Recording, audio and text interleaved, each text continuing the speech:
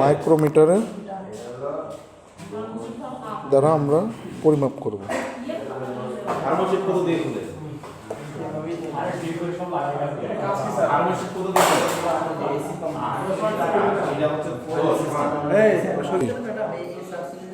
এটা দেখেন,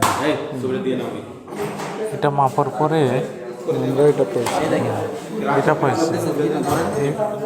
প্রধান স্কুলে দেখেন আছে মেন স্কুলে 5 ঘরে পড়েছে যে কি 6, 7, 8 একটু বেশি, 8-এর চেয়ে একটু বেশি। এখন কত বেশি সেটা হচ্ছে যে এই যে ব্যারেল স্কেলে যে মাপটা দেওয়া আছে সেটার মাধ্যমে আমরা হচ্ছে কি পরিমাপ করবো।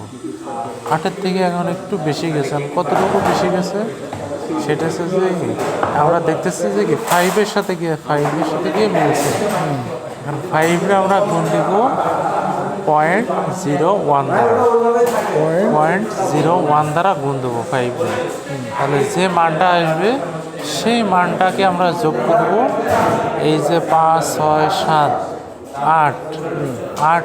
8-এর সাথে ওই এখানে গুণ করা মানটা যোগ দিলে যে মানটা আসবে এইটাই হচ্ছে যে কি এটার হচ্ছে যে কি ডায়া বা ব্যাস, ওটা মিলিমিটারের হিসাবে। আচ্ছা, আর একটা স্যার ওই যে পয়েন্ট নিচের দাগগুলোর কাজ কি, নিচের দাগ দিয়ে একটা মাপ দেখাই দেন।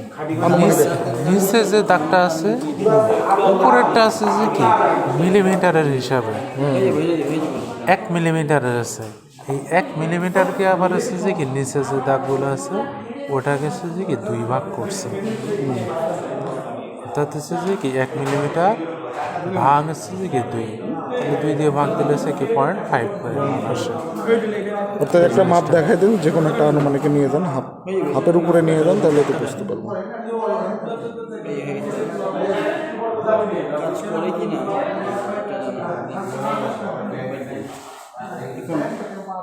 কেমন আছে যে কি এটা দেখি আমরা এখানে আছে যে কি 5, এরপরে আছে কি 6, 6-এর পরে আছে যে কি 7, 7-এর থেকে একটু বেশি গেছে। এখন আমরা যদি নিচে খেয়াল করি তাহলে আমরা দেখতে পাচ্ছি যে কি নিচের যে দাগ কাটা আছে সেই দাগের সাথে গিয়ে মিশছে। তাহলে হচ্ছে যে আমরা এখন হচ্ছে যে কি বলতে পারি যে এটা আছে 7.5 আছে, 7.5-এর থেকে একটু বেশি। এবং কত বেশি ওটা মাপতে হলে আমাদের তখন আমাদের হচ্ছে কি করতে হবে যে 16 আছে, 20 না 20, 16, 17, 18 আছে, 18 আছে, 18 গুণন 18 আছে যে কি 0.01, তাহলে 0.01 দিয়েছে যে 18 গুণ দিলে আছে কি 0.18 আসে। এখন ওইটা হচ্ছে কি করতে হবে ওই যে 7.5-এর সাথে যে কি যোগ দিতে হবে, তাহলে আমরা যে মানটা পাবো যে মানটা পাবো তাহলে সেই মানটা হচ্ছে কি এখানে যে মেটালটা থাকবে গোলাকৃতির বা অন্য কোনো ইয়ে হইতে পারে, ওটা হচ্ছে কি ব্যাস বোঝাবে, আমরা সেটা মাপতে হবে।